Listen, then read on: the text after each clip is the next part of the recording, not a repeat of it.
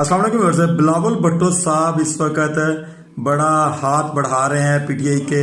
जो वर्कर्स हैं उनकी तरफ, और साथ साथ उनको लालच देने की भी कोशिश की जा रही है कि हम लोग अगर वजीर आजम बनते हैं, आप लोग अगर हमारा साथ देते हैं, हम वजीर आजम की कुर्सी हासिल करने में कामयाब हो जाते हैं। अगर पीपल्स पार्टी की गवर्नमेंट जो है वो फेडरल में आ जाती है तो उनकी सबसे पहली अनाउंसमेंट जो होगी वो ये होगी कि जो सियासी कैदी हैं उनको फिल फॉर रिहा कर दिया जाए, और उसके बाद नवाज शरीफ साहब को टफ टाइम दिया जाए। आपको यहाँ पे ये बात बताएं कि सियासी जो रिहाई है ये हो सकती है, ये वो हुक्म जारी कर सकते हैं, लेकिन ये बात कहना गलत नहीं होगा कि जो पीपल्स पार्टी है वो परछाई है